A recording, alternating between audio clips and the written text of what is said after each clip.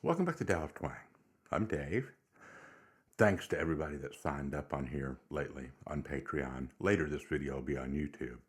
But man, I had quite a few people signing up lately. Few people pledging above what the required amount is. I just keep it at that $5 thing because I just figure if you want to contribute more, great. And some folks have, and I really appreciate it. I've taken the month of April off from teaching just to take care of some family stuff. I've got some estate stuff that hasn't really all been dealt with. And back home in Kentucky, where I'm from, we live in Missouri now.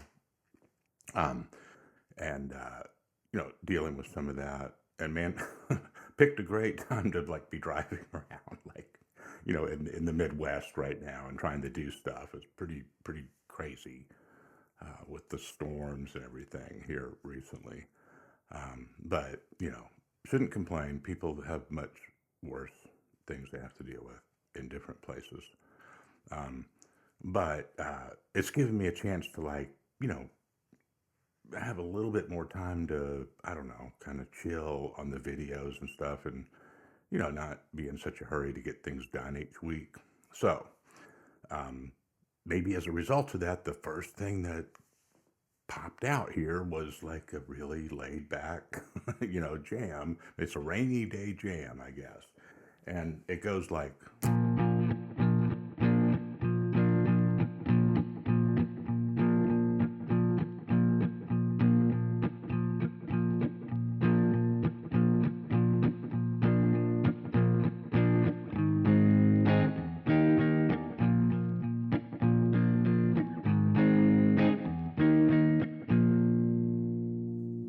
Okay, I think it's actually 10 measures long. Don't worry about it.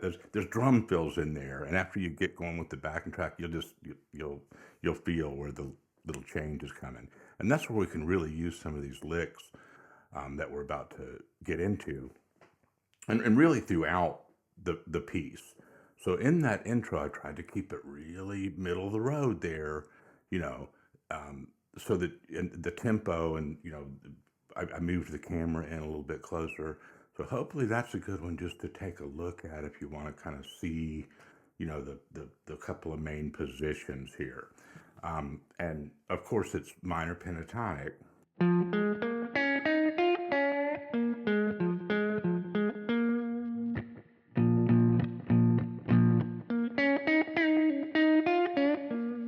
Right? And then sometimes it goes down.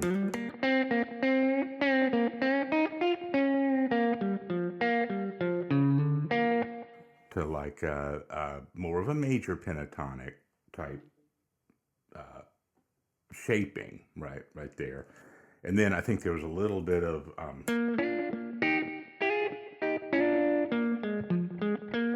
that sort of thing. Okay, so there's three things that we can, kind of chunk out there from this, right? You put, different elements in your own style of these three things together, you're going to be able to play,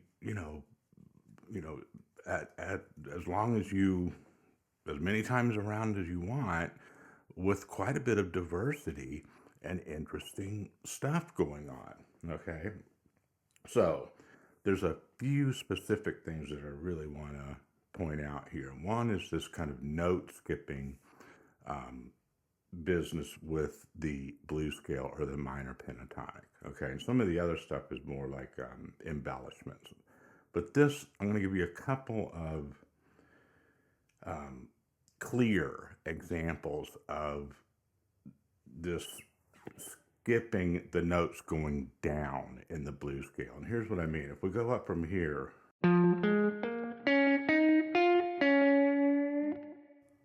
okay, we're going to put the track on here in a second. And you'll see it'll really almost instantly groove with different parts in this progression.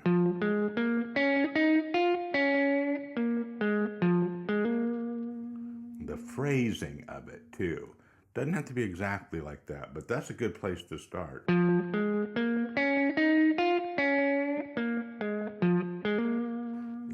course, different abbreviations and extensions of things.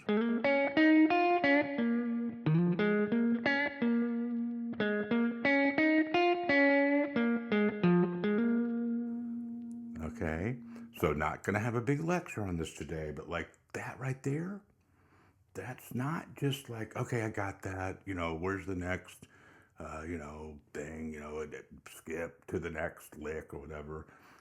There's 100 licks right there that sound like you, but you just gotta like take a breath, get situated, stay calm, and just get in there and don't fly around too much.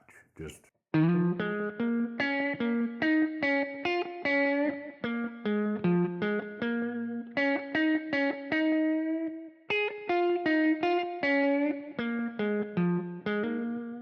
and again, the main thing that I introduced it with was all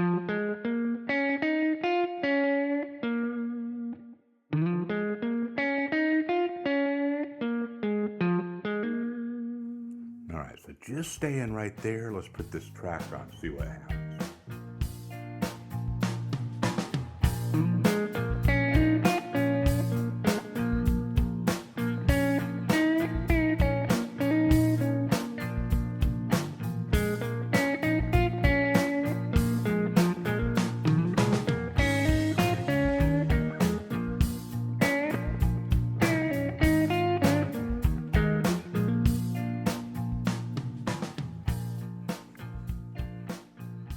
See what I mean about the calmness, right? This isn't this isn't a yoga class or whatever.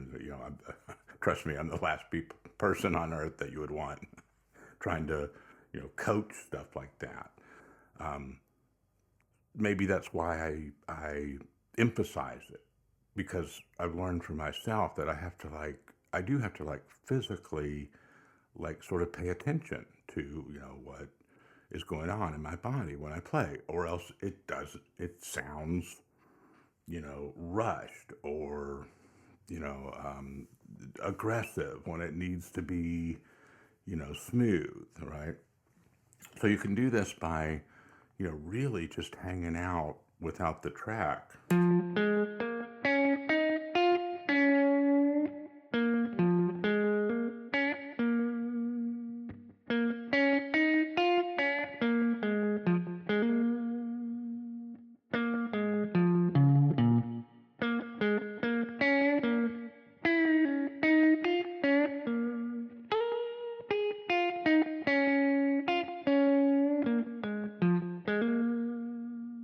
Okay. Um, that we could stomp right now, and that would be a cool, useful for most folks in this style exercise, just staying right there. But we want to have a little bit more fun. So let's say along with that, well, let me give you one more phrase too. Right there. So if we're talking, scale tones and chord tones and stuff for just a second, if we got a B flat, say it's a B flat 7. Doesn't have to be, just be a B flat triad, but we're playing the minor pentatonic, and that scale includes a flat 7, okay? And don't worry so much about the quality of the chord, because it'll just work. On the backing track, I'm just playing bar chords. Like that. Starting on that flat 7,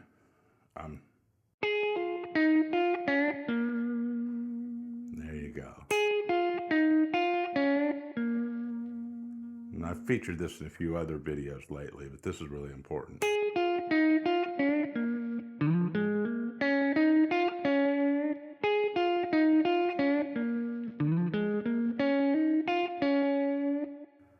That's very nuanced, right? You might think, well, I don't need to practice that. It's so simple. Like, why would I just sit and do that over and over? Because when you're playing, you want it to just happen. You don't want to have to remember it or wait a minute, which note do I start on? You want it, memorized in your body so that it just comes out in sort of a more lyrical way. Now, let me play just a little bit more example of this position using both of those lines.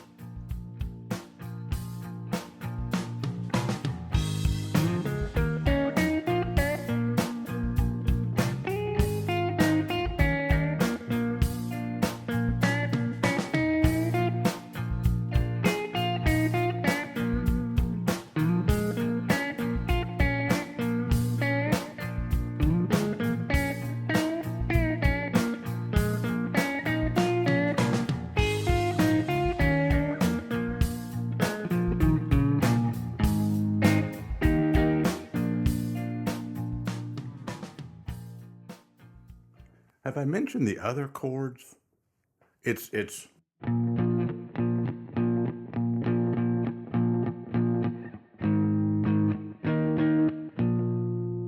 probably got that by now, just listening to the backing track. But I don't know if I did it. Sometimes when I have to start these over once or twice to get them going, or I'll misspeak at the beginning or something, then I'll forget, like if I did a certain part of the presentation or something.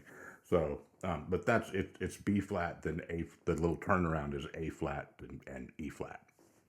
So, and you'll have your backing track down there below as usual on this site. So, good stuff right there to work out on. So now let's look at a little bit of this.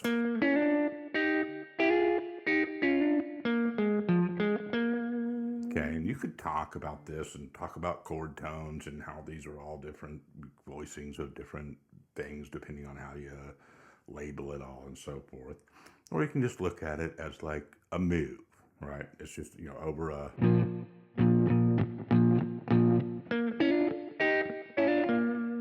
Right, so obviously it's centered around a major triad shape. So it's really just those three notes. And sliding in there. And kind of go back to that root B flat and then bounce it up to this.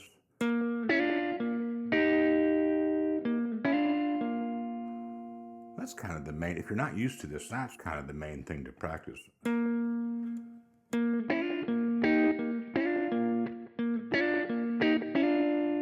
And see, again, you audition it and try it out all different ways. It's ending on certain things, not going back to the root. Okay. You can also extend it up after this one. You can use different fingerings for this.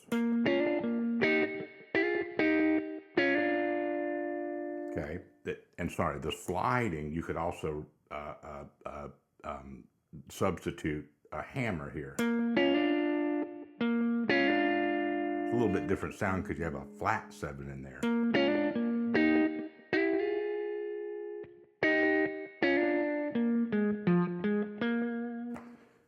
Here's a great place, again, to mention, don't try to do everything.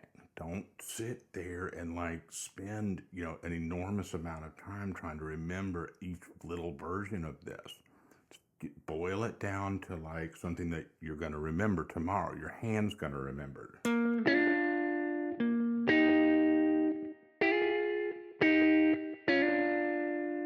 See, there I did the little hammer when I came back down, right?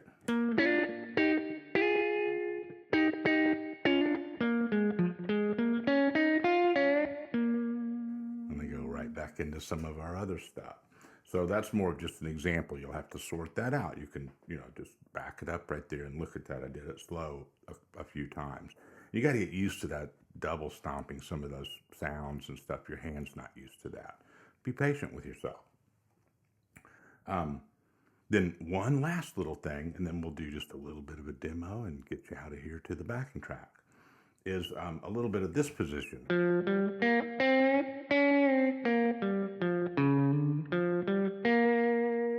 Now, last week, or a couple of videos, in the last few videos on here, we're down in A, doing a lot of this kind of swampy, Southern blues stuff. And this is the same idea, but I put it in B flat today because you're not always, you don't always end up in a convenient open position kind of situation down here, right? And you need to be able to, if it's B flat, get in this position. This one, I mean, get in this one by kind of referencing it from here. So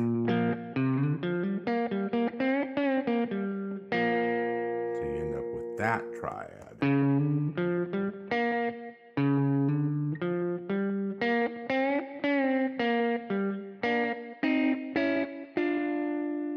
Well, there's a little.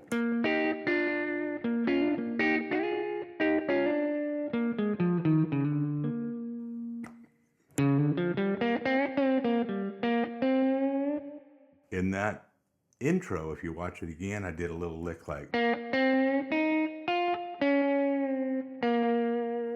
it's just a nice sounding, a contoured lick.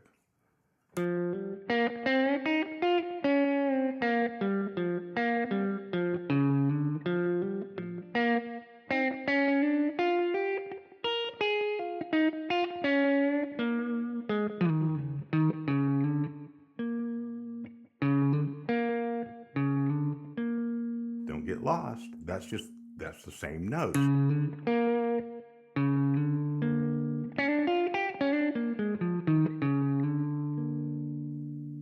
Right? Things live right next door to one another and they overlap, right? And there's more than one way in and out of the yard there or whatever. There's a lot, right? So, wandering around the garden or whatever. There's all sorts of different paths and stuff. Don't think of them as separate things. I'm in this position, I'm in that position. That's okay to an extent, but it's always there's always another way to adjust it up or down, like that's just right there, right? So, let's just do a little bit of an outro here using those three areas that we talked about, and then check out the backing track, see what you can come up with on this. Let me know how it goes. Appreciate you. Talk to you next time.